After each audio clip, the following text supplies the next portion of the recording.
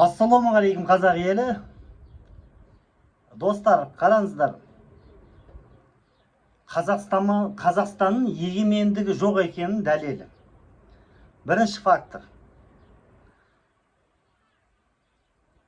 Назарбаев кезінде демаркация границы Қытай республикасымен толық бітті. Қытай қол қойды, халықаралық біріккен ұлттар ұйымында Қазақстан шекарасын мойындап, қол қойып мөрін басты. Болды. Қытаймен проблема жоқ. Қырғыз ағайындармен проблема жоқ. Шекара бар.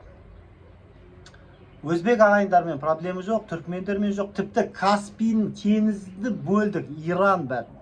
Проблема жоқ. Тек қана Ресей мемлекеті, Ресей ғана мойындамады. Және Тоқаев 2019 жылы президент болып келгелі демаркация мәселесі мүлдем көтерілмей тоқтап қалды. Бірінші фактор. Болды. Бұлай ойлайсың ғой да, казалось бы, союзное государство, Тоқаев умный политик, как любит произносить Диас Кузаиров, Мурат Мухамеджанов, Марғұлан Боранбай, Ринат Кибраев. Вот олар жақсы көреді ғой, Тоқаев мудрый политик. Но Тоқаев молчит. Енді Тоқаев келгелі орыс тілін қорғау туралы заң қабылдады. Қараңыздар. Закон о защите русского языка. Қазақстанда халықаралық орыс тілін қорғау туралы комитет ашты. Соған ақша бөлінді. Екі. Бүкіл ұлтшыл қазақты мынау тарихты көтеретін, енді, конечно, мынау КМБ-ның контролінде еместер бәрі істі болды, сотталып жатыр, қудаланып жатыр. За исключением Диаса Кузаирова, Мурата Мухамеджанова, там, Игелик, анау, мынау. Оларды айтпаймын. Олар билікті мақтайды. Енді қараңыздар, тағы бір мәселе. Путин айтты мынау, Қазақстанда 3 орыс мектебін ашам деді. Өйткені мынау оңтүстік Қазақстан облысы, Қызылорда, Таразда өте қазақтар көп болғасын, өте қазақшаланып бара жатыр деп қорыққаннан 3 мектеп ашамыз деді. Бірақ соған типа зеркально Ресейдің Қазақстан тарапы да айтты. Біз Ресейде де 3 мектеп ашамыз деді. Томск, Астрахан және Омскта. Ең қызығы, сол үшіне Ресей мемлекеті рұқсат берген жоқ. Қазақ мектеп ашылмайтын болды.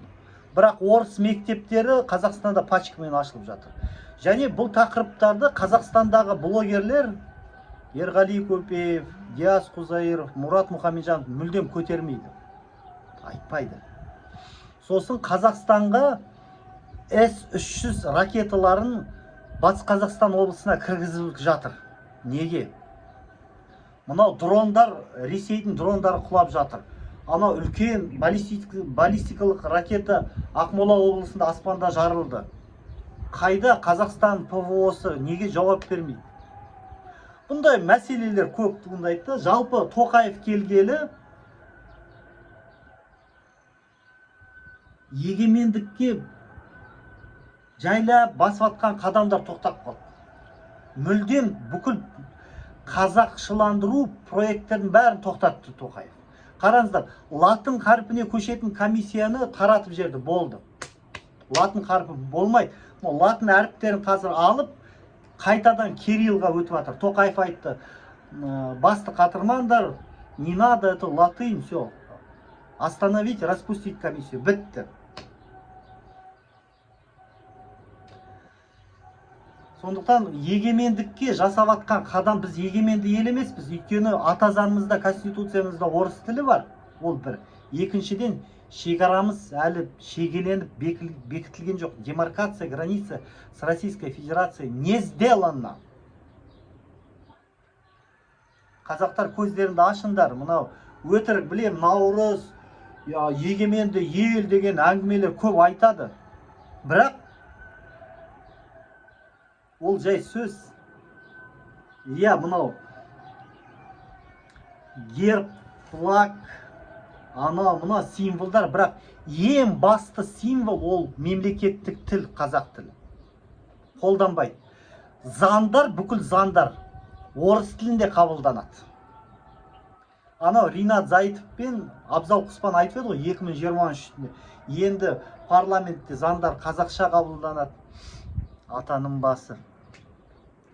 Қайта керісінше, осы Ринат Зайытов, Абзал Құспан, Ермұрат Бапи, Еділ Жаңбыршин келгелі антиказахский заңдар қабылданды. Бәрі қазаққа қарсы заңдар қабылданды.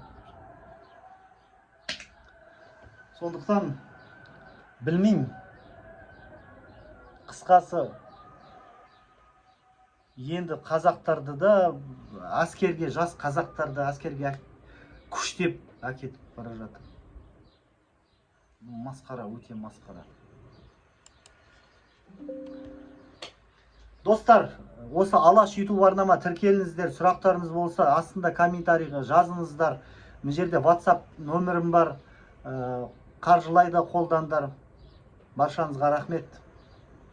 Қандай сұрақты көтерейін, немесе осы эфирге студия қонағы болам десеңіздер, хабарласыңыздар. WhatsApp номерім +380 680 25 27 25.